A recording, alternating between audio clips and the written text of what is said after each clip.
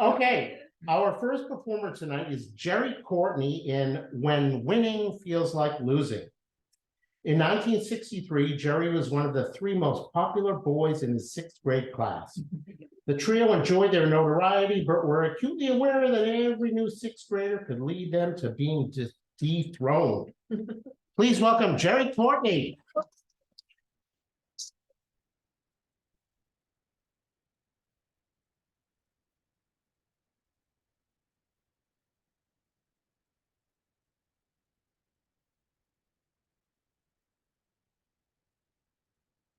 Hi, everybody. Thanks for coming. I want to start with something before I get into the play or the story, and that is I want to dedicate this to all the students who have had a rough time at home or a rough time at school.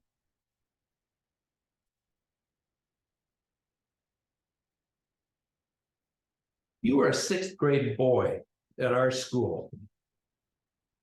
You had one of three ways to prove your popularity. Either you had to be tough, like a fighter, a great basketball player, or a fast runner. And if you were to challenge Willie, who was a great basketball player, you're probably going to lose. If you chose to take on Clay, you are probably going to lose the fight. And if you're going to take on me, you are probably going to lose too in a 60-yard race. We felt empowered, Clay and Willie and I, because we could do something that nobody else could do, at least one thing that nobody else could do.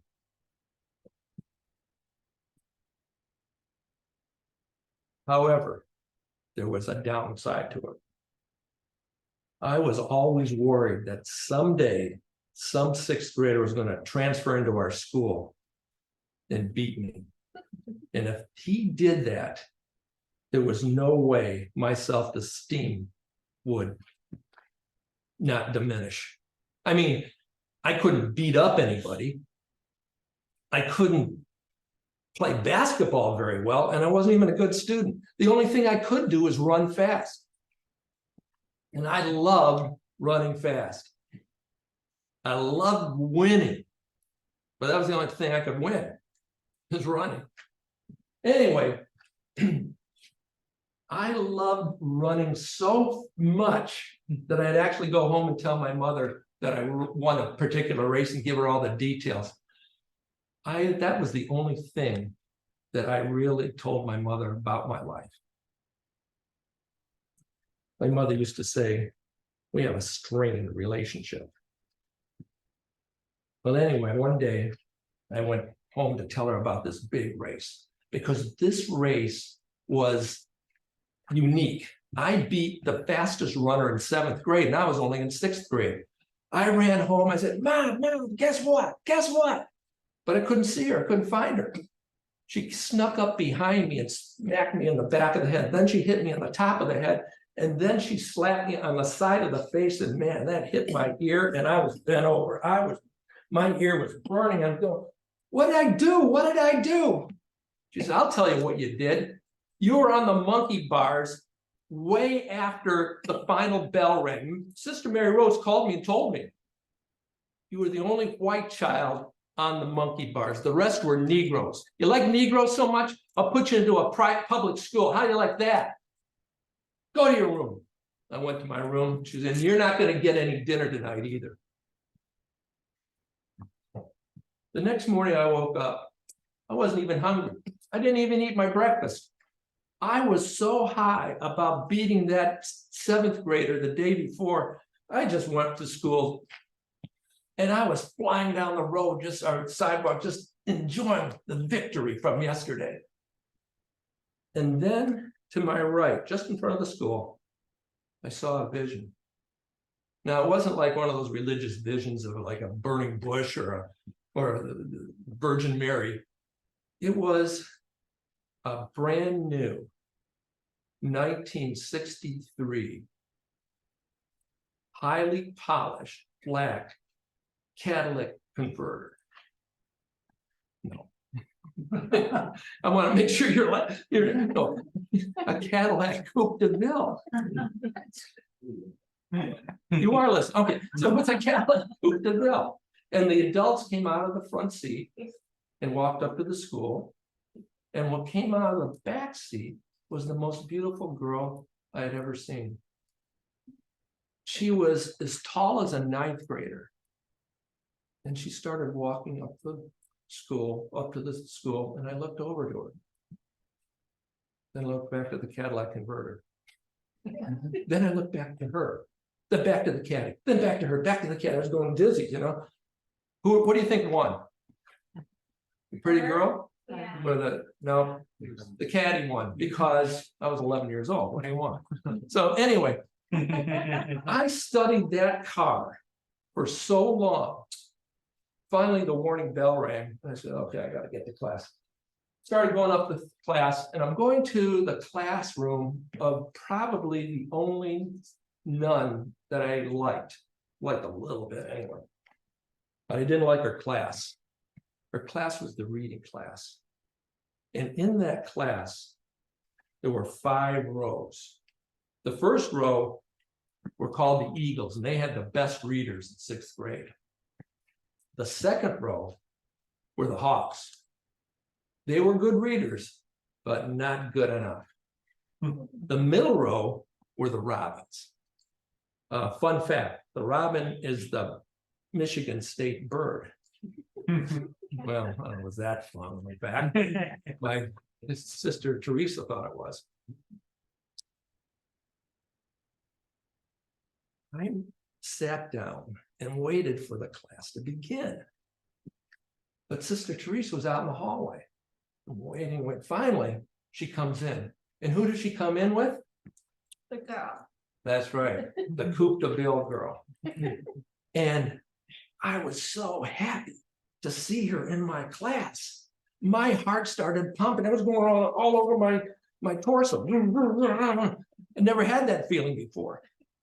And Sister Teresa said, class, this is a new student to our school. This is Benita Snipes, and I want you to welcome her. And Benita, you're going to sit with the Eagles, which is the best reading role in the class. So have a seat. No sooner did she sit down than Miss Jackson comes in. She comes in, she waddles in, she has a clipboard.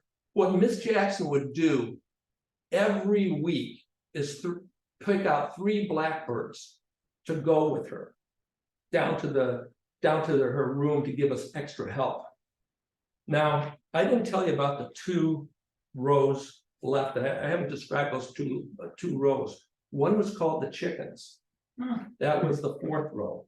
In the 5th row were the worst readers in the school, and everybody knew that to be true. We were the blackbirds. And I was the only white kid in the blackbirds.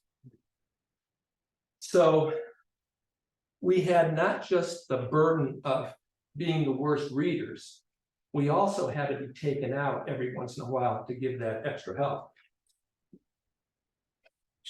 Miss Jackson looked at the clipboard and said, I want to see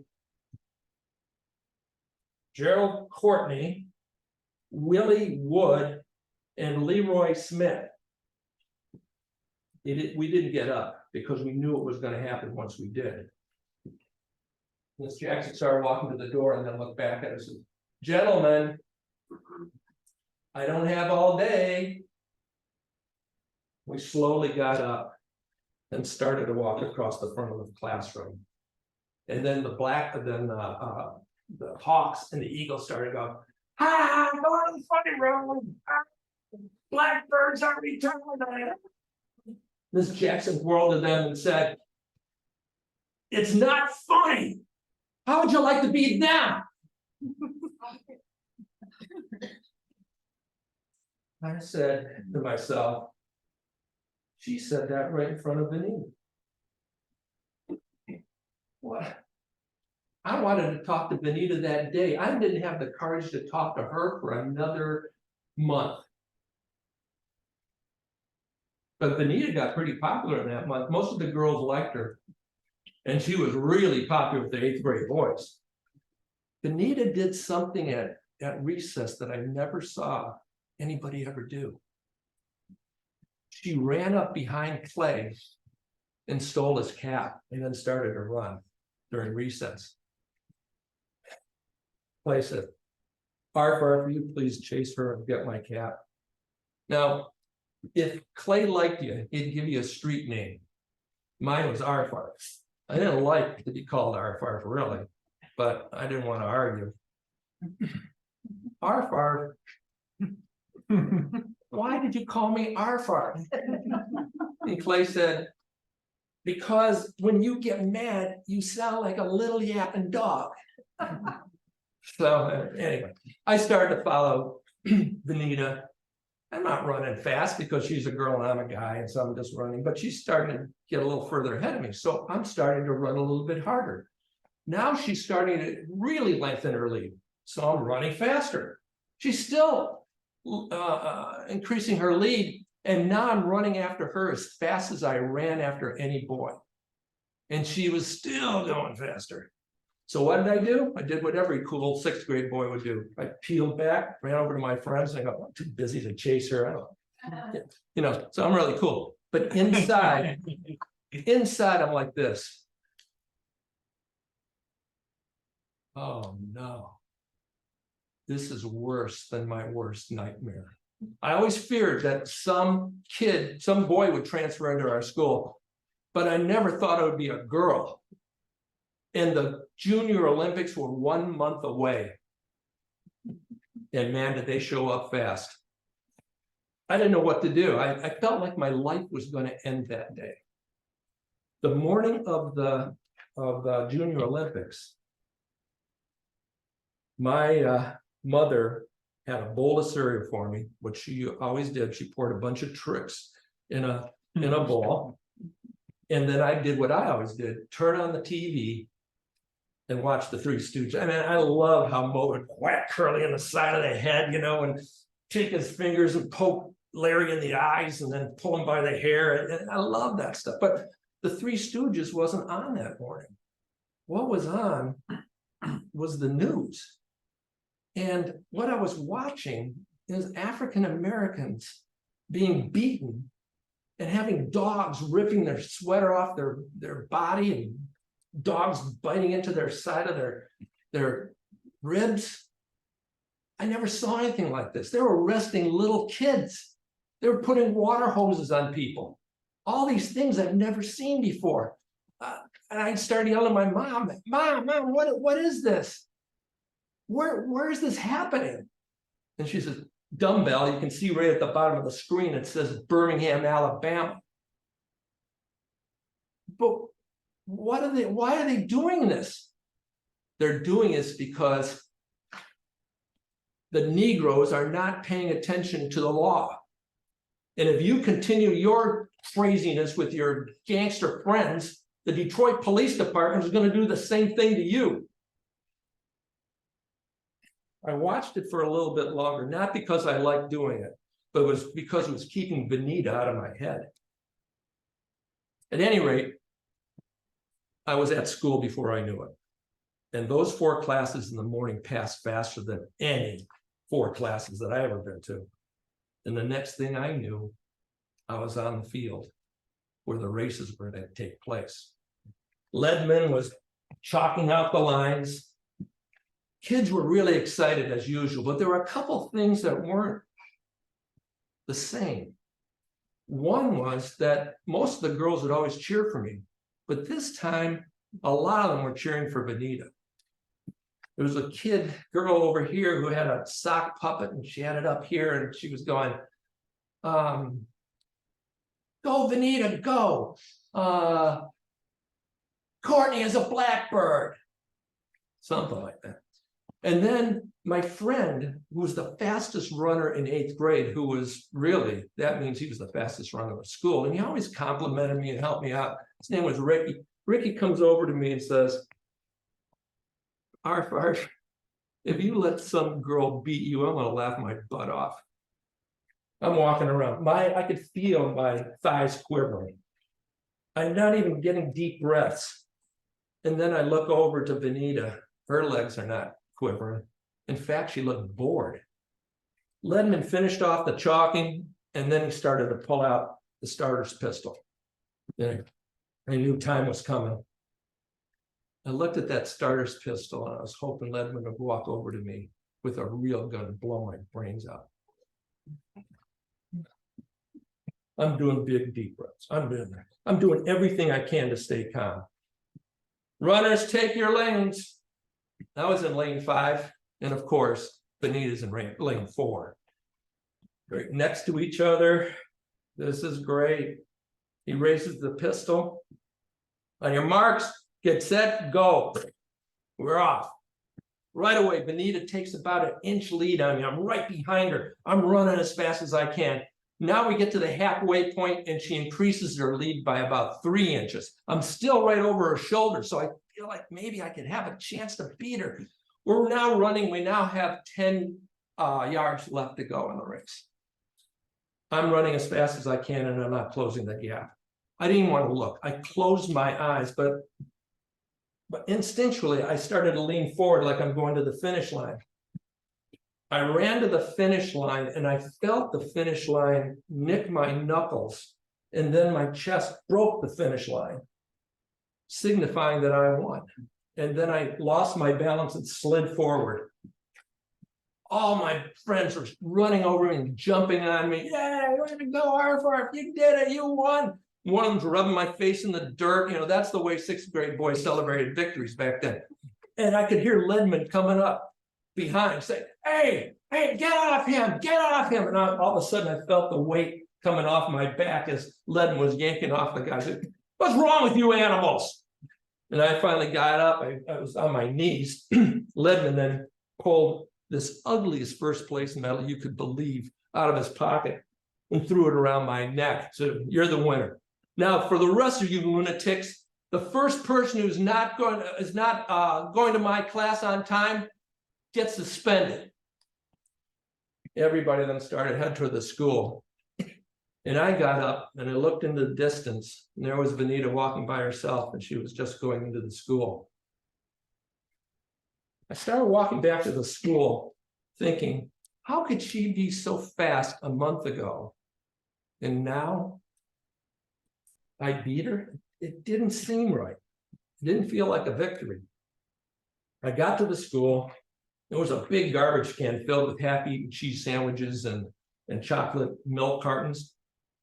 And I took my medal off and dropped it in the garbage.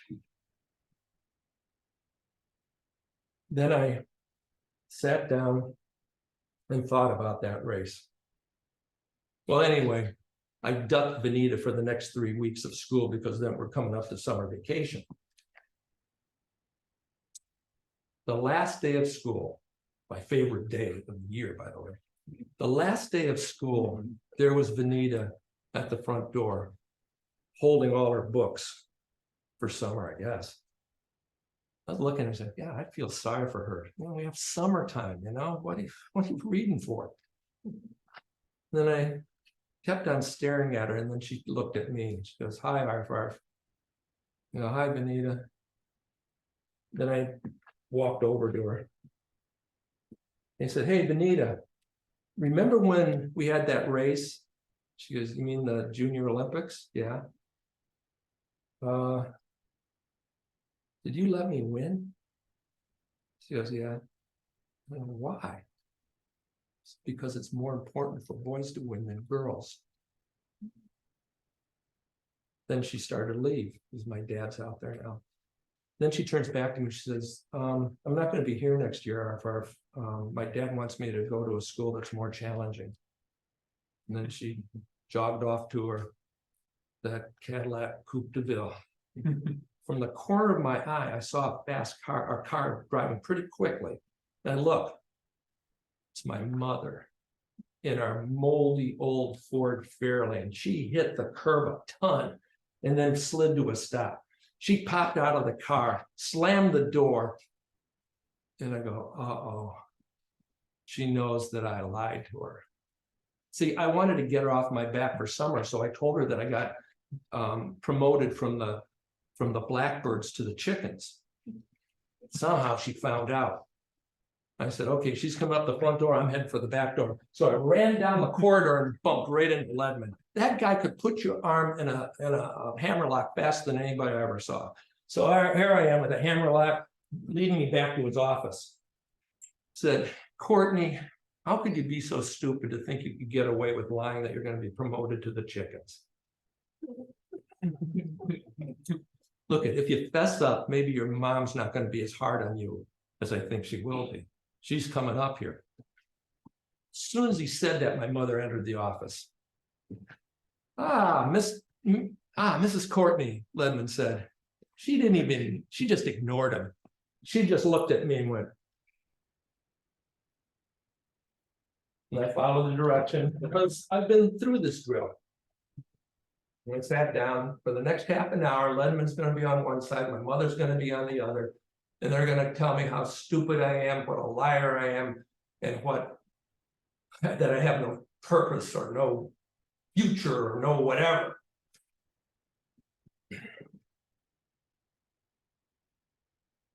My mother looked, taking deep breaths, looked at Ledman and said, Mr. Ledman, I am getting so sick of coming up to this school every other week. I don't know if I told you this or not, but I went to the Providence, Rhode Island Academy for Catholic Girls, and I almost got all A's. And when I didn't, I was humiliated. He sits there, never got an A. He has so many F's, he devours them like somebody eats popcorn. He doesn't care. The only thing he cares about is running. Oh, I beat this guy, I beat that guy, I'm so fast, blah, blah, blah. Nobody cares. Anything of consequence, you don't know anything about. You can't do math, you can't read, you can't write.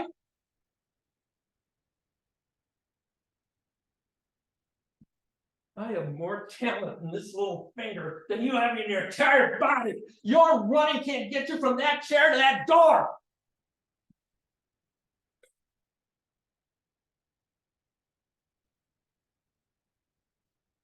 Ledman looked scared. He looked over at her and said, look, we have established this. He doesn't like anything under the sun. The only thing he likes is running. Why don't we take running away from him? Hit him where it hurts. I mean, so to speak. I said, go ahead and take it away. I don't care. I could hear, let me go. Yeah, right. I'm not going to run anymore. I'm not going to run anymore since Benita beat me. My mother looked over at Ledman. What's a Benita? She's a 6th grade girl who transferred into our school about February. Anyway, her father's taking her and putting her in another school. I mumbled, I love her. Ledman didn't hear it, but my mother did. You love her. Whack me in the face. What do you know about love? Mr. Ledman, what is this fascination with Negroes?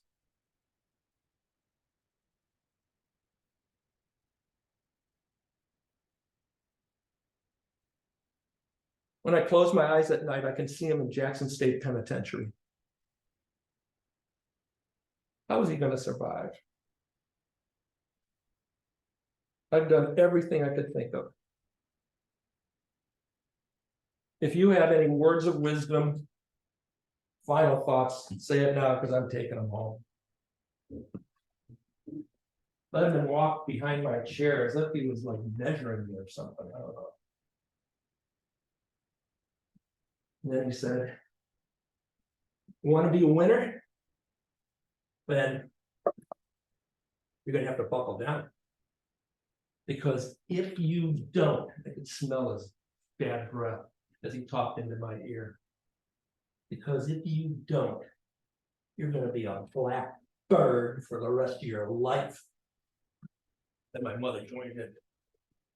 Can you grasp what he's saying?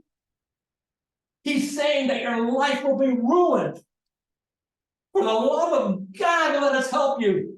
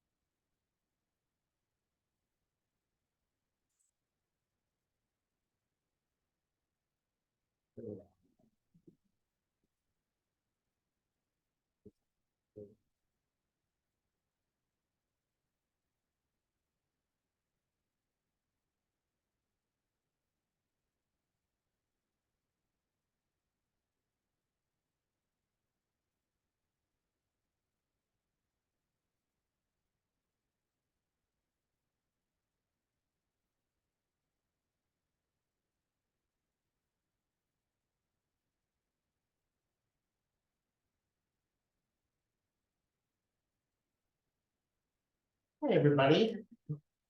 How about another round of applause for Gerry Courtney?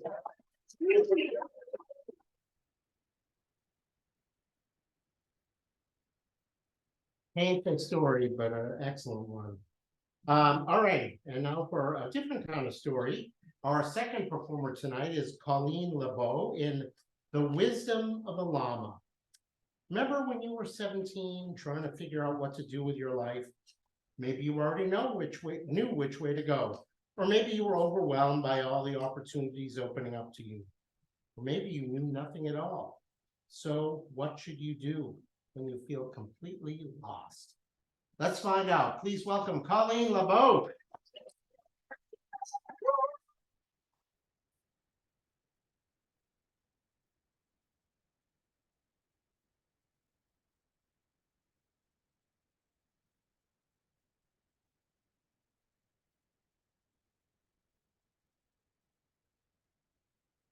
It's dark. I can't see anything through the window. I'm in a bus. It's not going to help me because I don't know where I am. I don't know where I'm going. So, yeah. I mean, I'm close to Cochabamba in Bolivia, and I'm supposed to go to this community center found online for some volunteering. But even the bus driver seems confused in his own little town of 300 people. And he ends up telling me and my friend that, you know, a lot of gringos go up there to this house, so maybe you should do the same. And it's what we do. We get out of the bus and we're approaching this house, you know, in darkness, hidden by the trees. And as we approach, we see like all these dogs coming out and like barking at us. And this boy holding a stick and running to us. Okay, permiso. Sorry, we're just looking for this, you know, center, you know, with the shaman. Okay, he doesn't seem to understand. And here, an old lady coming out of nowhere from the bushes or something. She's just like, I know where it is. Follow me. And so we do follow her on this dirt track in the middle of nowhere in the darkness. What am I doing here? We finally arrive in front of this big door. I hope someone is there because it's so late. And we knock.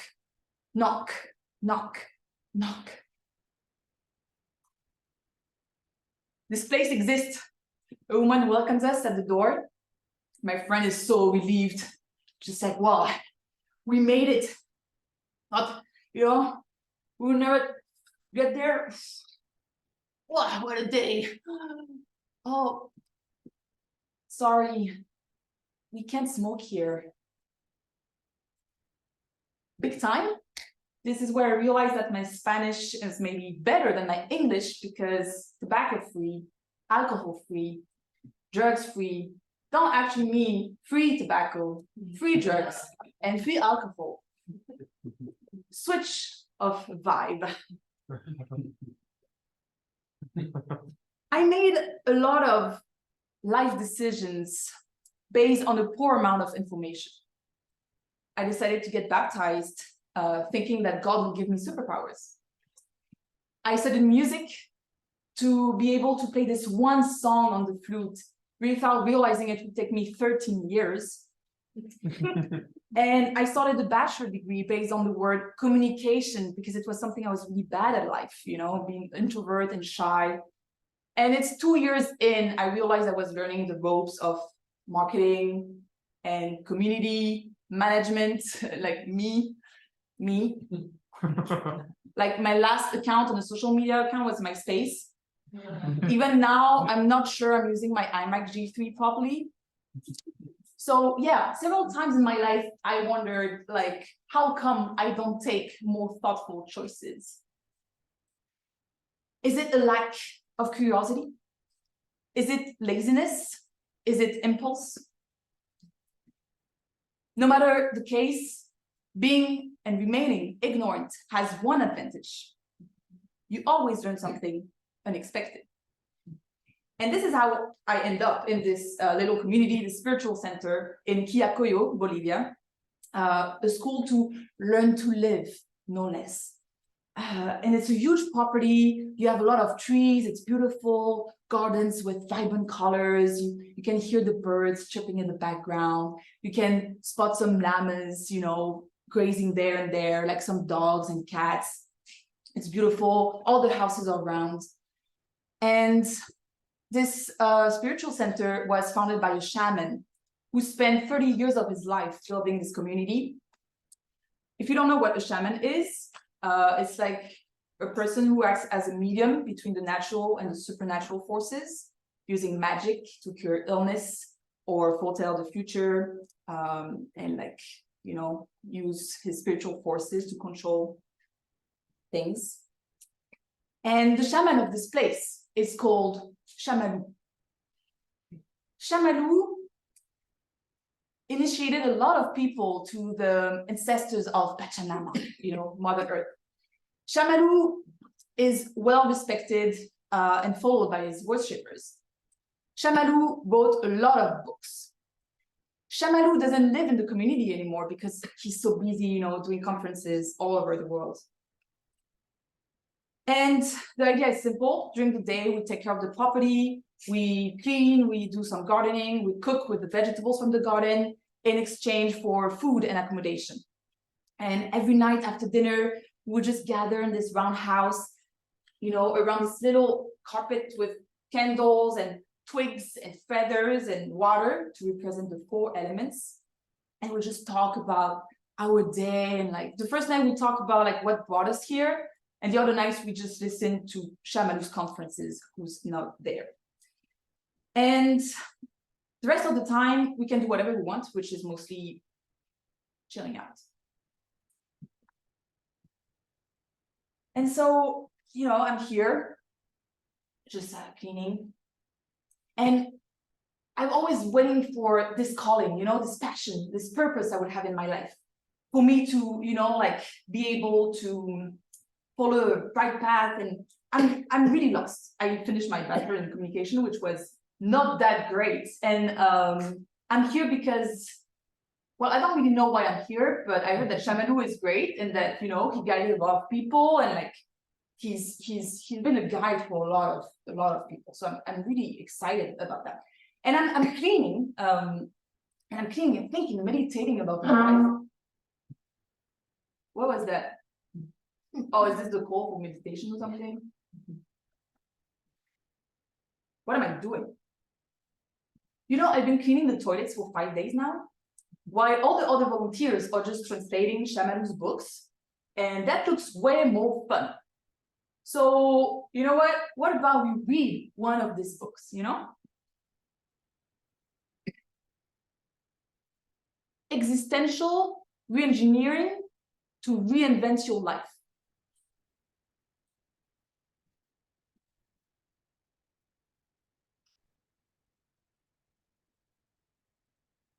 Being conscious that we're gonna die makes us live with better intensity.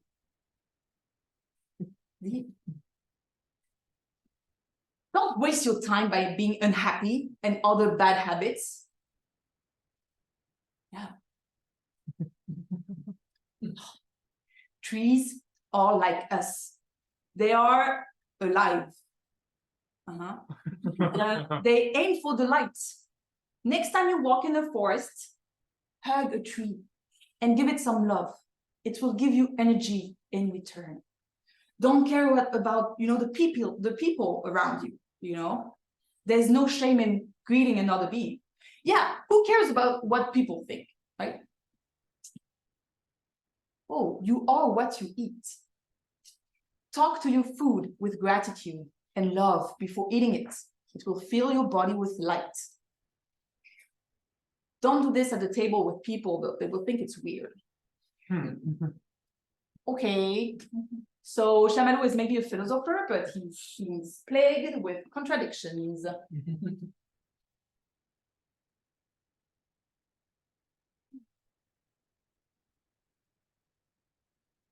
Some volunteers are building a house with their own hands. It's impressive.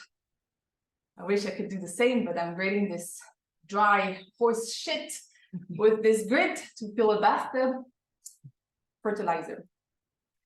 No gloves. And I'm thinking about, like the food thing and talking to your food. And I'm thinking about all the conversation I could have with the potato. Like, oh, thank you for being on my plate at every single meal for the past few weeks.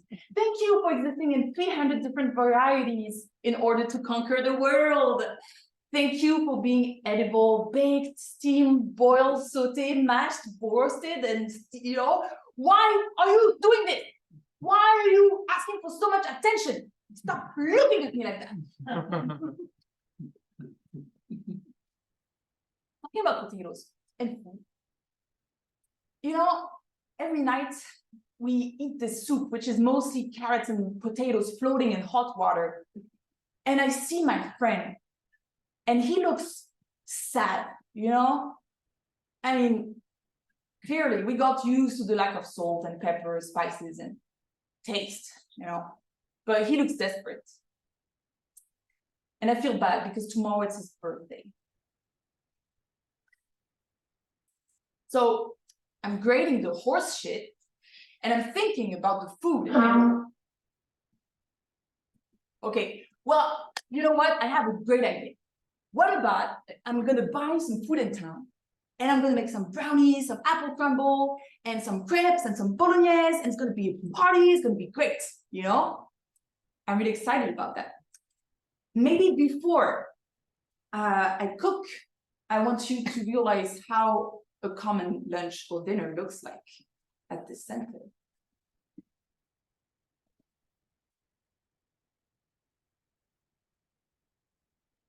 What's your day?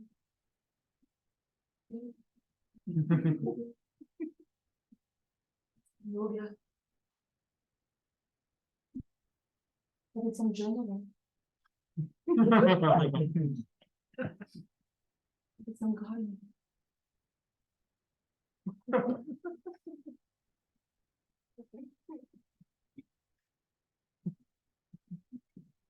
But today, it's party time. And I made all this food. And this is the day I witnessed the power of food. No, the power of sugar. Because while everyone is eating the food I made, lunch suddenly becomes chaotic. The more they eat, the more their eyes open wide, and the faster they talk, and the louder they talk, and they're just getting thrilled by telling sex jokes. What? All the yogis telling sex jokes and just laughing really out loud and be like, ha, ha, ha, ha, ha, ha, ha. And I'm like, speechless, just watching them losing it. It's like they're on cocaine or something. Did they talk to their food beforehand? Not sure, but at least we will all remember that day.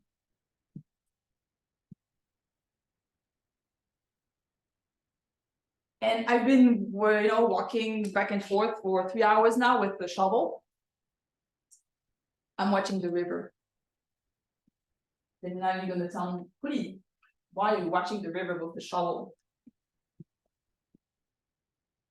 I would love to explain it to you, but just note that I'm just protecting our water from thieves with a shovel. And I'm tired. I'm just gonna sit here because it's been 3 hours. And tomorrow is a big day because shaman is coming to the center, and I'm excited as if I was going to meet the Dalai Lama or something.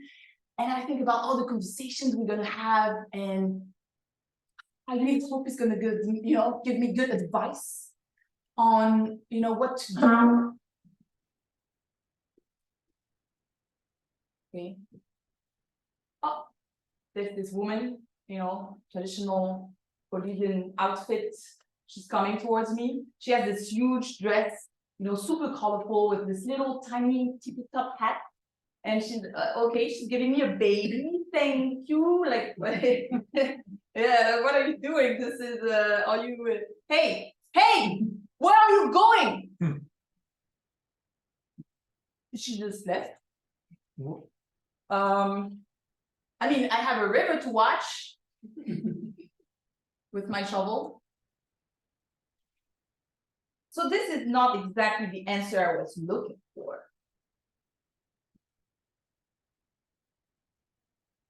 Oh, thank God she's back. Okay, she's back. Okay, she's taking back the baby. Okay, well, hi, thank you, hello, sorry. Okay, she leaves again. Bye.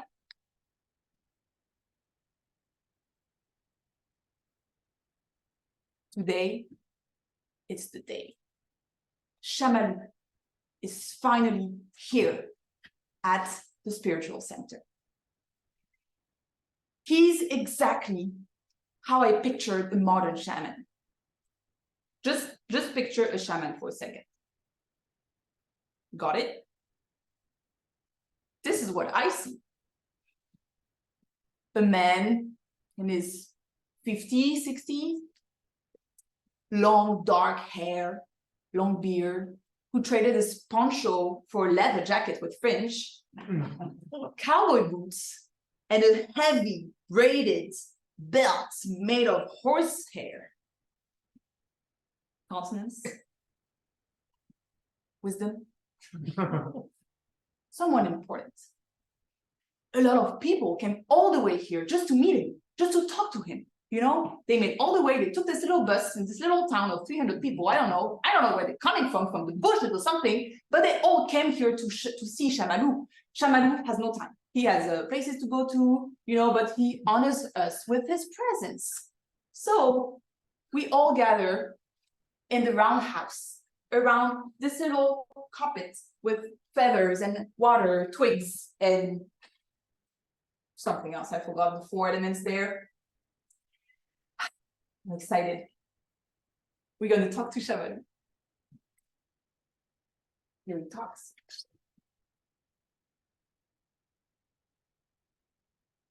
The theme of today is family. Now, ask me anything.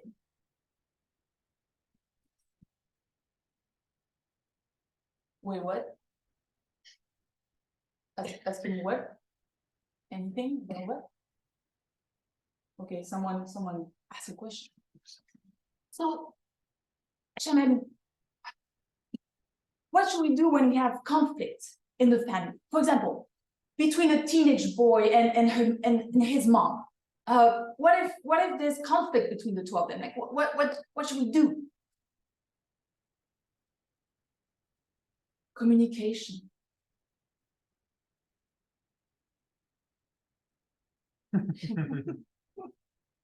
Family is important. Communication is important. You should talk. It will solve all your problems. No shit. Is this what I came for? And it goes like this for an hour. Should I leave my husband? Maybe. Depends on the context. Huh? What?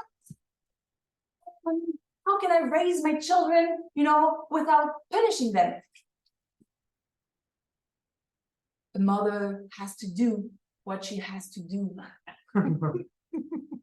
Huh? What? I'm sorry, I'm getting out, of this house, a bit confused, a bit angry maybe, and I'm like, I brood over all the hopes I placed in him.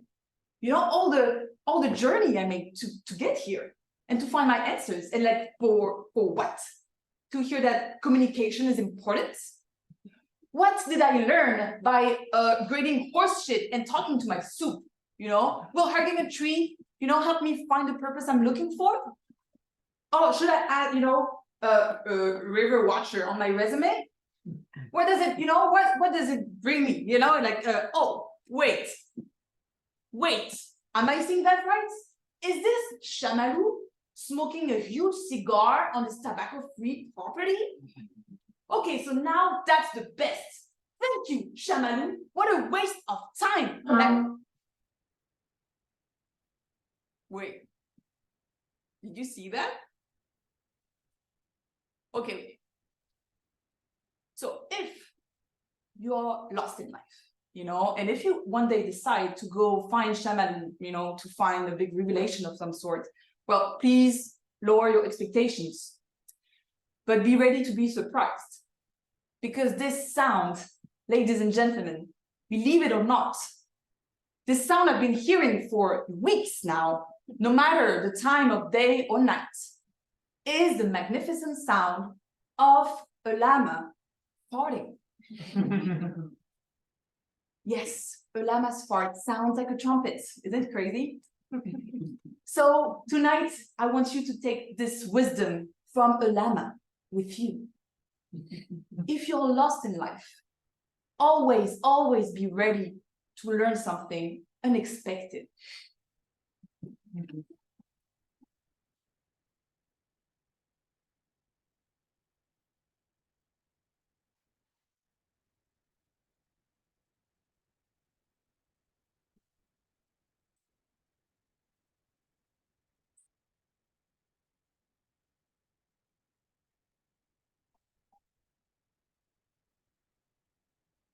And you didn't have to go to Bolivia to learn that lesson. Coline Lebeau, everybody.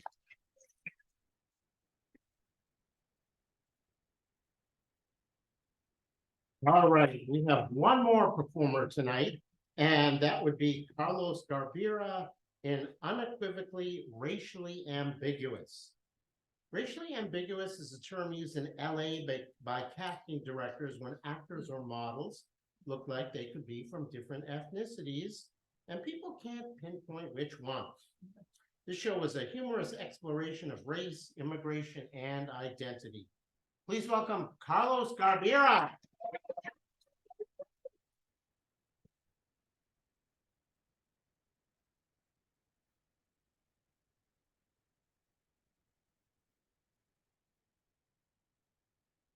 I record this just so I know that.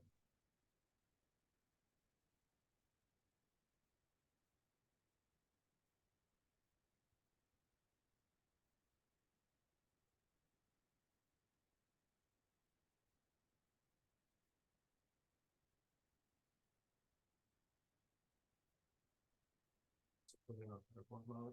They're saying Latinos here, your mom will be calling soon.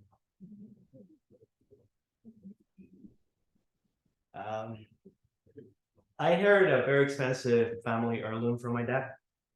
I inherited his bad gums. And I have 4 his bad gums. And I have 4 really good money after bad in that precious family gift. I was thinking about this because I was looking at myself in the mirror and I thought, oh my God, I have so many teeth. Do you ever think that? You look at yourself in the mirror, you open the mouth, your mouth looks like a goddamn barber comb. Might not always be this way. Like I said, my dad's gum disease is out to get me. But maybe at that day, I'll get some of those prosthetics so popular in LA, you know, those double X prosthetics where actors and actresses cannot close their mouths once they put them in. But I was actually talking to a friend in LA, and the thing about LA is that they live in this bubble with a vocabulary that doesn't exist anywhere else in the world. And this friend was telling me about gummy smiles. And gummy smiles is when you have too much gum. But you don't have to live with that decision. That is a low self-esteem decision. You can pay to have your gums removed. And then you'll have a toothier smile, less gummy smile, or balanced toothier gummy smile. My friend didn't really say what the smile becomes once he loses the excess gum. Now, that's not my problem. Like I said, I have no gum to spare. My endodontist says that I can pull some out of my palate. It's an insert. Apparently, my palate is the 1%er in my mouth, and figure out a way to avoid paying the tax disease, the gum disease tax. Now, this same friend also told me that actors and models tend to have good luck with casting calls if they look racially ambiguous, which is that they can look from any nationality or ethnicity.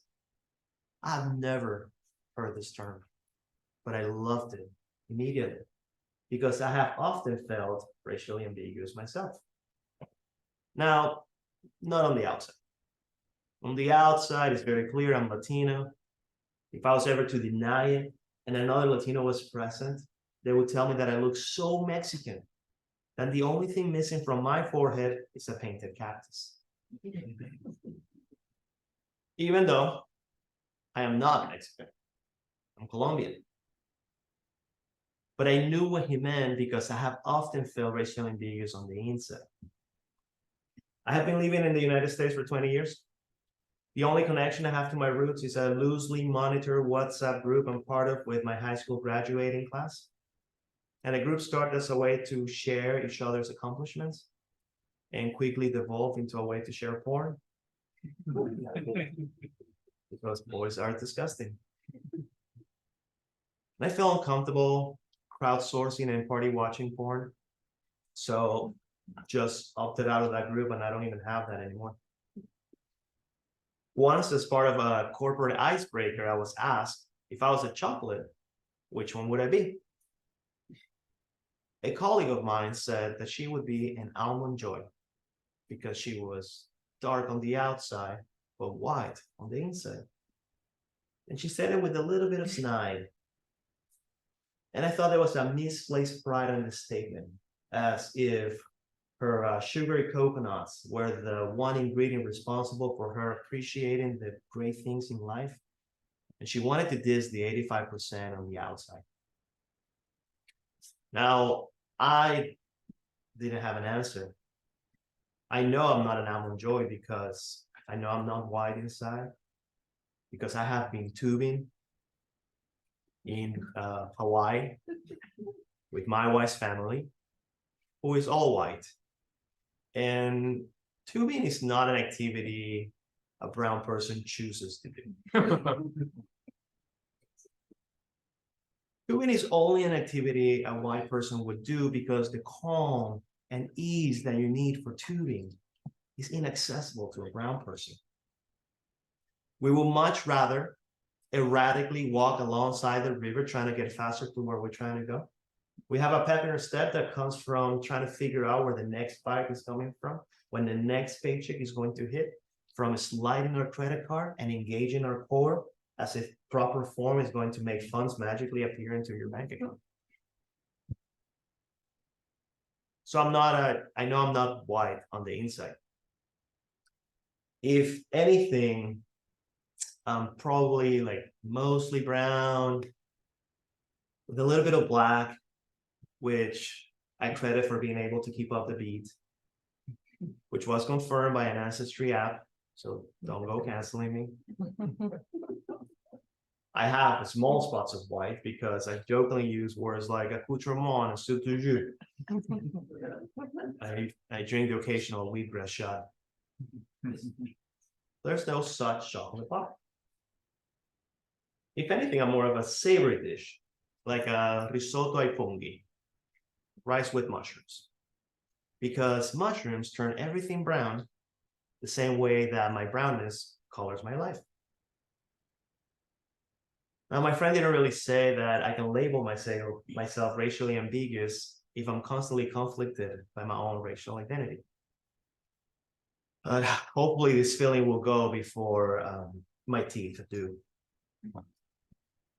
Now that I'm in the States, I have to constantly be thinking about words that I didn't have to think when I was back home, and I'm raising a couple of girls that are half Hispanic, which make them 100% Hispanic in the view of almost everyone.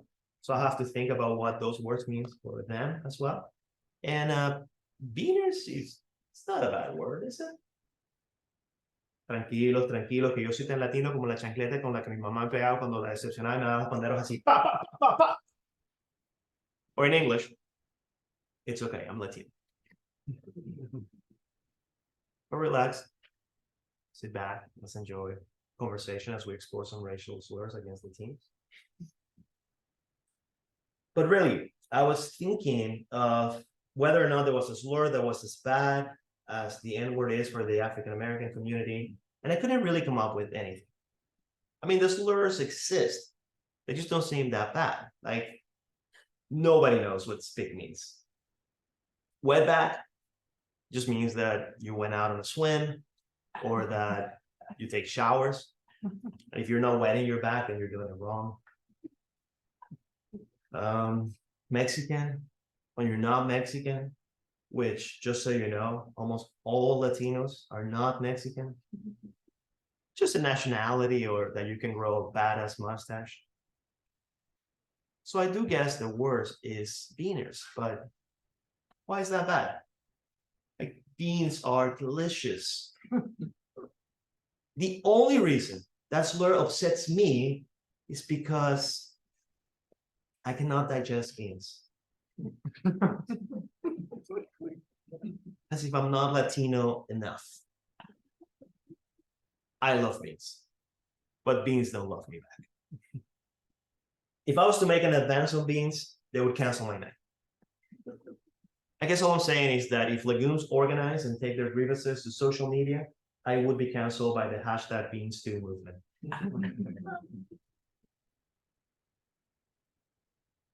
I guess words don't upset me as much as they upset other people. You want to know what really upsets me? The big things in life, like customer service.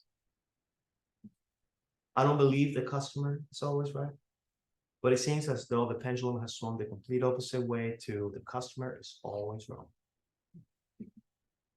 I recently ordered pizza. I love meat, so I got a half Hawaiian, half meat lovers.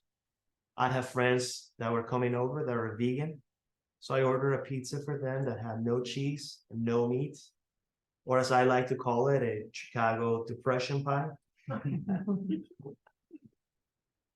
I got to the pizza place, I opened the boxes, and I could see that there was a full Hawaiian and half vegan and half meat lovers. So I said, what happened? And the clerk just immediately attacked me.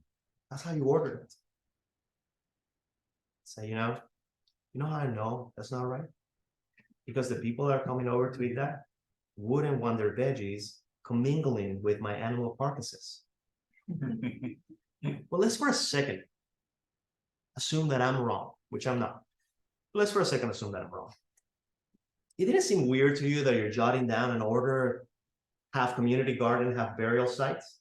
I mean, it's okay to make mistakes. It's not okay to blame others for the mistakes that we likely make. Another thing that triggers me, that's right, triggers me, is green beans. I mean, they truly are the worst. And restaurants want to use it for everything because they're cheap and they make for a filler. They create a lot of volume. They have taken it to call them haricot vert, as if they would make them French. We'll somehow forget that they taste like soap. You can put a pencil thin mustache on them, a beret, skinny jeans, a smoking habit, and I will still not eat them because I know what you're up to, and they still taste disgusting. I called a restaurant once, ordered food after a long day for my wife and I, and the one thing that I asked was, holy green beans. I get to the restaurant, I don't check, I head home. I opened the container and you would have thought that I asked for extra green beans. It was chock full with green beans, which is a great word because I would rather be choked than eat green beans. At that moment, I just screamed, I just cannot deal with this right now. My wife, then girlfriend, just calmly approached, just picked all of the green beans out of the container. And as my previous statement told you, she still agreed to marry me. And I don't understand why. From all the dating advice I've read, you're told that women make subconscious decisions based on how protected they feel. It goes back to prehistoric times when they needed to choose a partner that would protect their progeny from bears. And I look at a container full of legumes and I want to fucking lose my mind. I feel bad because I think her subconscious tricked her. Like, I don't know what is going to happen if we actually do run into a bear. I might tell her the old runner's joke. I don't need to run faster than the bear. I just need to run faster than you. But I'm still glad that you gave me a pass because then this racially ambiguous beaner will forever be romantically committed to her. And that's a word that some people in LA should learn. Now, I don't know what it was in the States with the bean industry. And maybe some of you are too young to remember, but beans not always came in BPA-free cans where they have been washed. You could only get it in bulk. And back then you would have to go bean by bean trying to find, anybody knows? Rocks. So you would wash them, you will go one by one trying to find rocks. So in Colombia, people with recent dental work would have to avoid jawbreakers, corn, apparently beans. And I remember one time when I was young, we were in the last apartment my parents lived before they divorced. And my dad was having a bowl of beans, a soup of red beans, zaragozas. And I remember this apartment, and I particularly loved the kitchen because it had two entrances, and it was big enough for my sister and I to play tag. My dad was eating his beans. He stopped. He was clearly frustrated, and it didn't take much to frustrate him those days. And he reached into his mouth, and he pulled a rock. He placed it on his table. He kept eating. And a couple minutes later, now he was very upset this time. So he reaches in and he just chucks that rock across the kitchen. And it took him like 2 or 3 seconds to realize he had not chalked a rock, but a molar.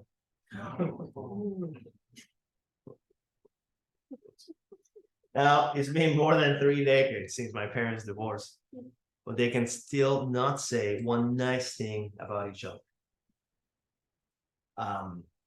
This is people that madly love each other. My dad would serenade my mom under her windowsill. My mom eloped, moved to Miami with him against the advice of everybody in her family before they came back to Colombia. But to this day, they won't say anything nice about each other. And the most you will get out of my dad, and I think he said it twice in his life, is to give your mom credit, he raised you well.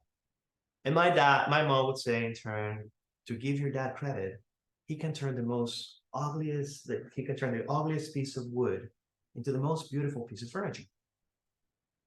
Which is just not really a compliment. That's like a mention of a hobby. Something you do after you feel inspired on Pinterest boards. Like, hey, to give your dad credit, he can make smoothies. Or to give your dad credit, he can make a strawberry jam. You know, if you were to list all the things that a kid needs from their parents, furniture wouldn't make it into the top 100. But I do remember this one piece of furniture that he made, and it was a wall desk. And that wall desk made it into my room in the first apartment we lived in after they divorced. And it must have been night because I remember the lights being on, and I was doing calligraphy lines, which was part of my mandatory Catholic upbringing. And I was pressing on every single stroke of my pencil number 2 pencil and making it look like a Sharpie. And he just gently grabbed my hand and he said, it's okay to cry if you need to cry. And I didn't need to cry. I was angry. I was upset. There were 2 people in the world that I love the most, and they just couldn't figure it out. But I did. I cried. I cried uncontrollably for a few minutes.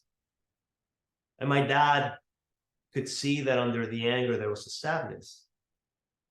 And he told me that at that moment, he taught me that it was okay for a man to feel comfortable with these emotions and to actually show a sensitive side instead of trying to put a facade of fake bravado.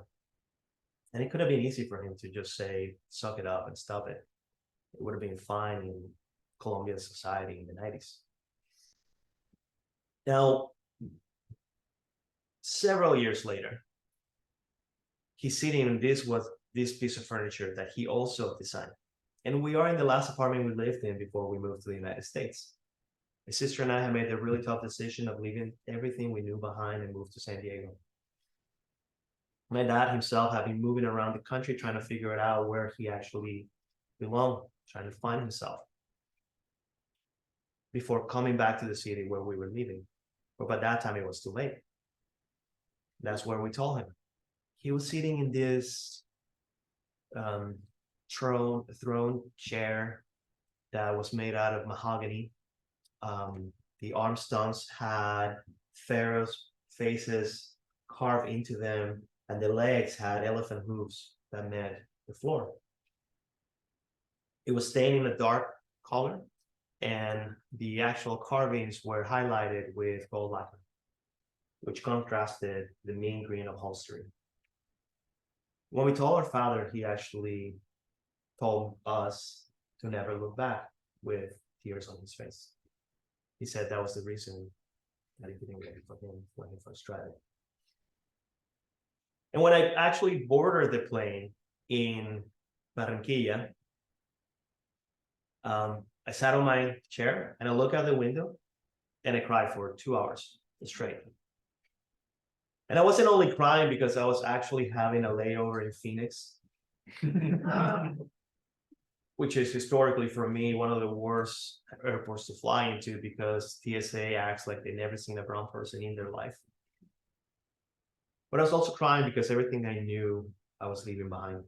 My friends, my family, career, I started everything I knew.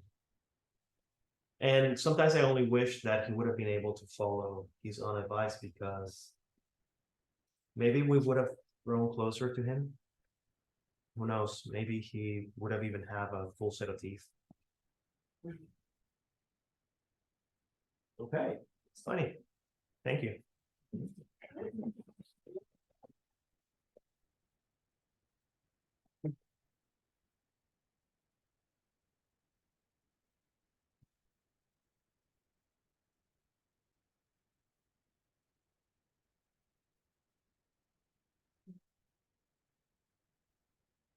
All right. Another round of applause for Carlo.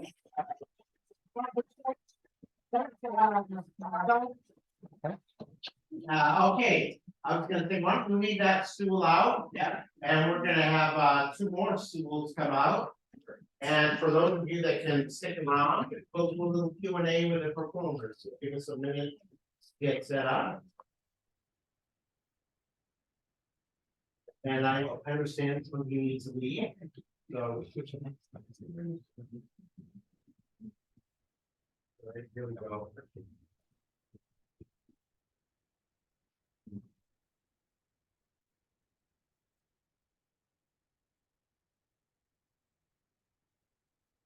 Oh, that you are.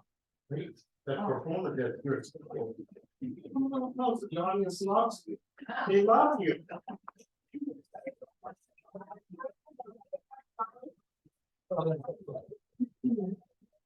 There we go.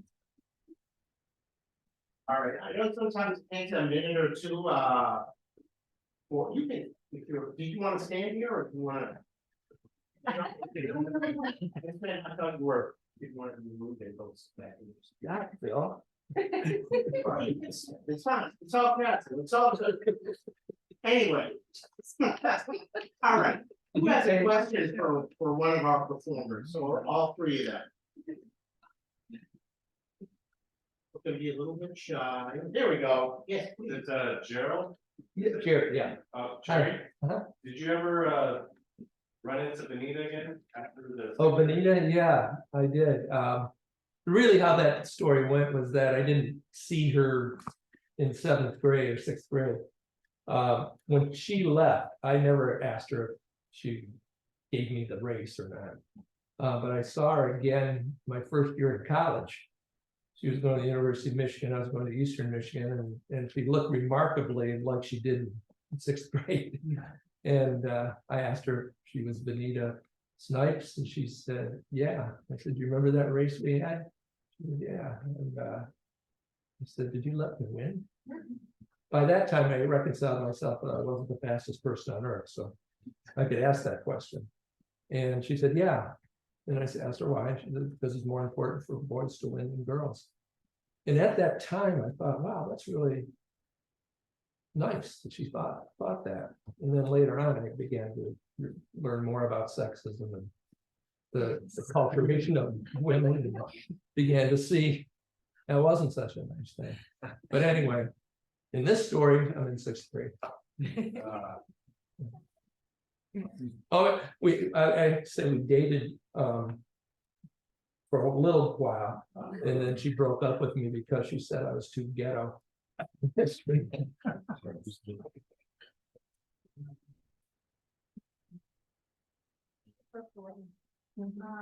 Amazing story for your spiritual journey, but you also learned something unexpected. Also, like, so if you have a chance to choose to do it again, will you do it? I guess so, because I don't know what I'm supposed to expect, right? If I didn't know what was going to happen. Yeah. I'm sorry, could you repeat your question? Oh yeah, the question was like, if I had to do it again and go on this spiritual journey Right. again, would I do it?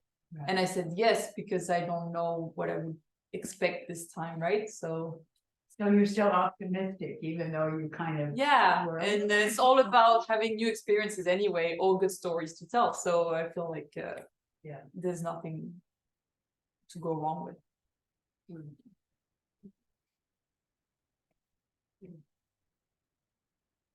Who else? Oh, sir, with a hat. I guess it's for all three. What drove you to? Everyone has a story, but what drove you to have your story and then carry it into the way it is today? What drove you to do that? Why goes there? Sure.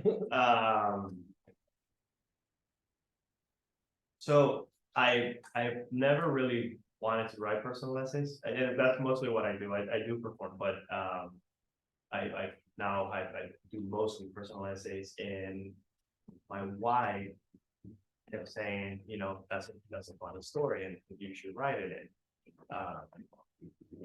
So then I started writing them, and I started recording. I come from Petaluma, so Petaluma there's a story slam, which I really love. The setting, similar to theater, right? Like instead of a open mic setting, is not only meant to be funny, you know, like you have all the ranges of emotion. So that's kind of like what drove me, and I think all immigrants tend to be somewhat fixated with our own journey, right? Of like what we're leaving behind, why did we leave? And that last piece about my dad is actually I recently added that, and it's just because I took a break. My daughter was born, my second daughter was born, and so I took a break, and then that's what happens on unfinished work. You know, all of a sudden it takes a completely new life. So then I look back and I'm like, okay, so there's like a bigger influence here. Stop there. Yeah. This is the second time I ever performed anything like this, so I knew one thing, that I had to tell my truth and not make up these characters. And I've been an educator for over 30 years, and a lot of my students had situations that were way beyond what I just described to you in my situation. And so I thought, well, maybe I can write a couple of performances that address some of the issues that our kids were going through today. I wish I had, I had a deep thing to say, but I'm just doing it for fun. I had no idea what storytelling was until I arrived in the States, and I'm really new to this still, and I'm still figuring it out, So yeah, sorry. Yeah, right on the end here, and then I think you had a question after that. What's if you had to have a soundtrack to your performance, what's the one song you would 60s, mid-60s Motown? Yeah, it took it right. Yeah. Well, it was 60, mid-60s Detroit. Yeah. The Supreme song, "Baby Don't Leave Me." If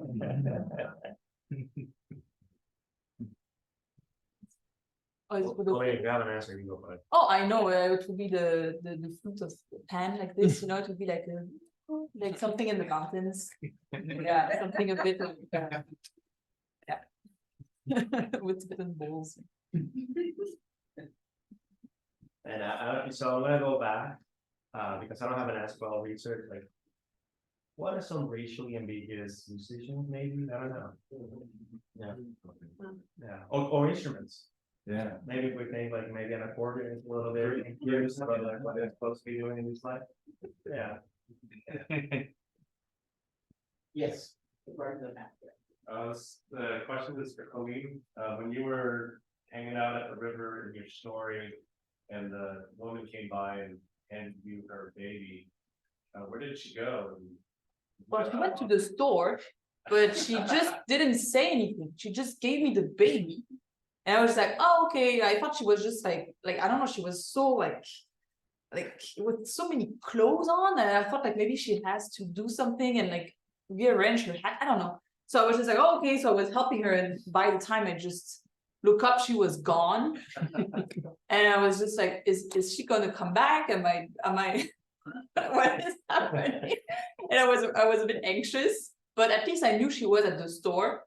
So I was just looking at the store until she came back. And then she really just took the baby like this and just put her on the back like that, and just took a cab out of nowhere, saying like the cab just came out of nowhere, and she just took the cab with the baby on the back, and I was like, okay. No word, like no hello, thank you, my name is, I don't know, just I was useful there. Well, I had a question for all of you. Is what you presented tonight, is it just a part of an act that you're developing, or is that the whole thing? Oh, it's the whole thing for me. Okay. This is the first of 3 parts. Same. Okay.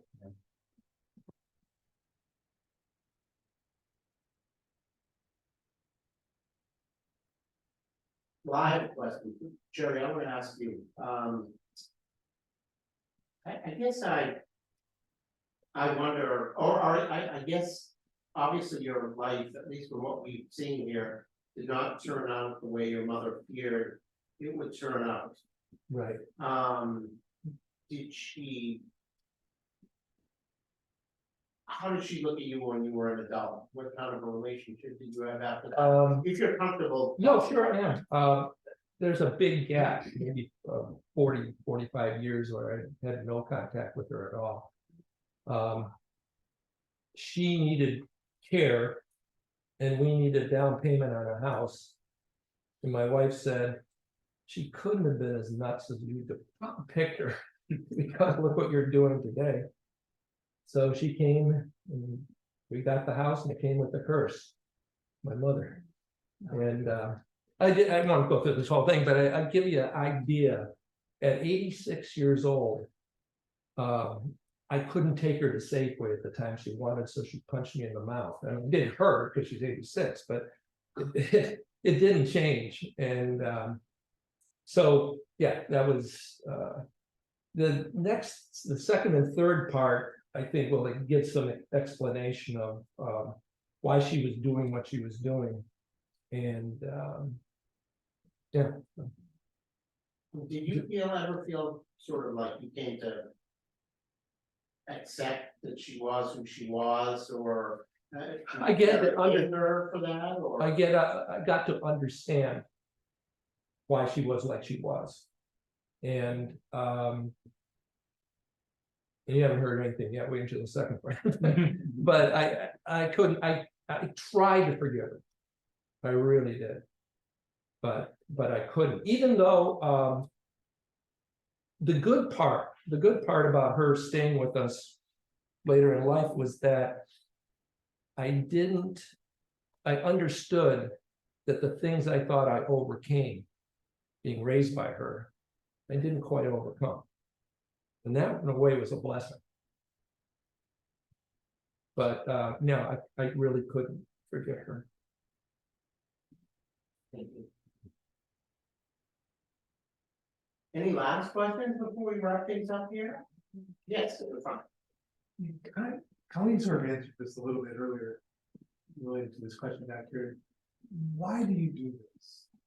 You know, why do you tell these stories? Now, I understand that the art of creating the story, just because it's interesting, fun, whatever. But why prison? What do you get out of it? What motivates you?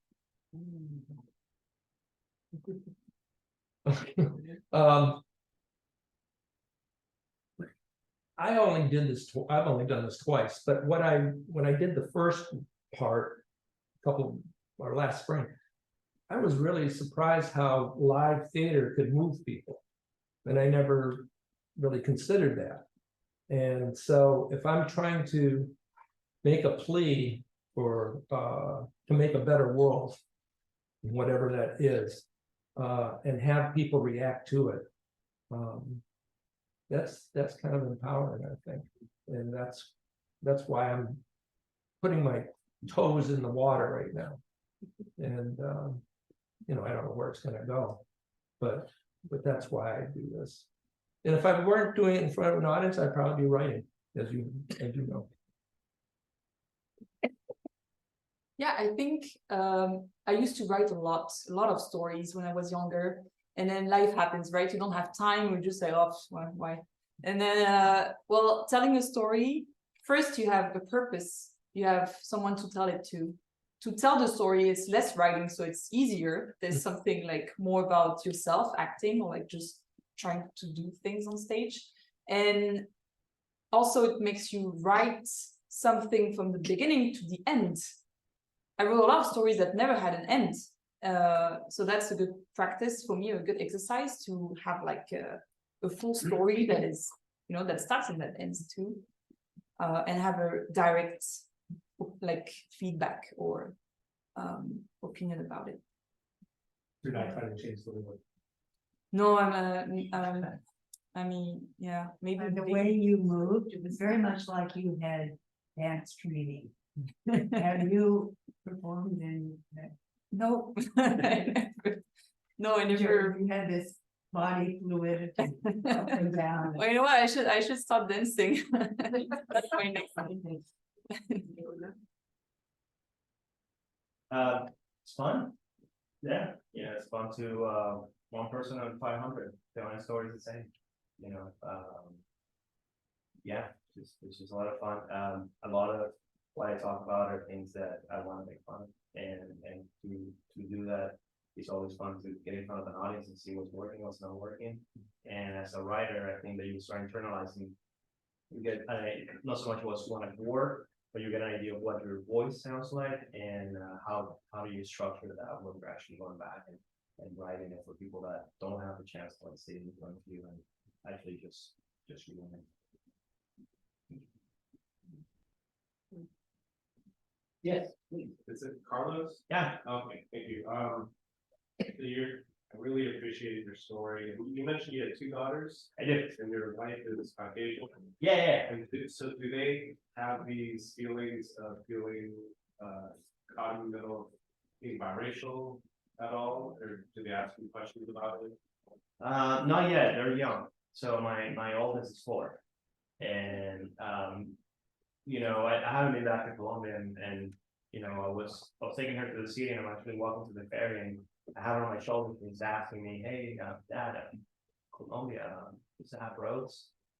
I'm like, "Yeah, does it have trees?" "Yeah, it's trees." So she's curious about it.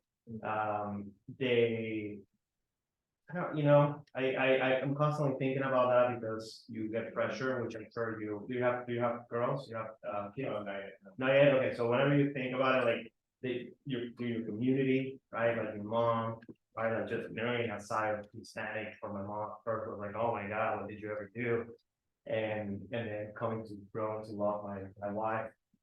But all that is gonna be there, and you have to navigate it and also figure out what's more important, right? Like for me, I get so much pressure to teach them this, teach them that.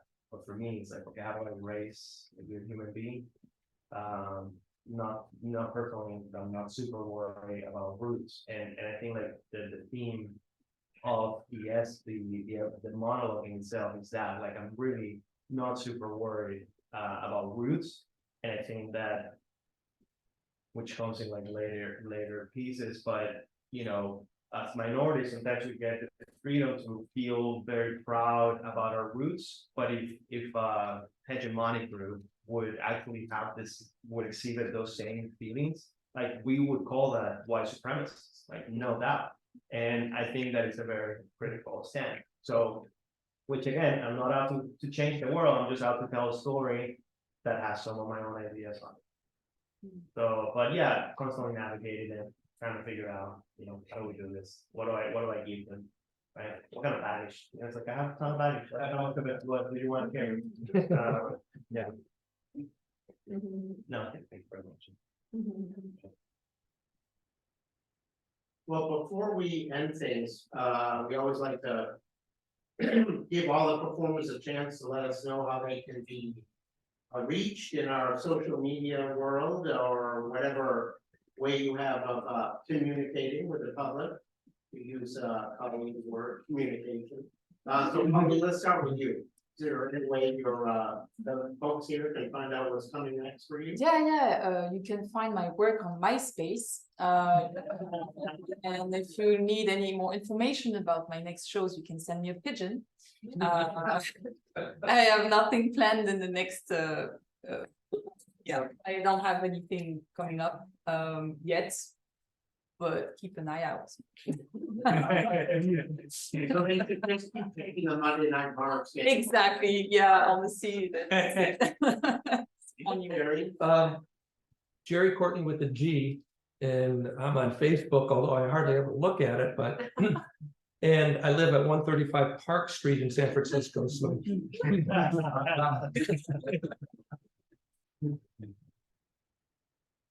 I recently closed all social media accounts, and you can only find me on LinkedIn, where I run one newsletter, and it's all personal essays and personal stories like this, completely free. I'll be pouring all my energy into that. So like 2-3 essays, you know, wacky ideas. I respond. So if you DM me, I'll probably respond. So if you want to do that. Well, let's give our performance one.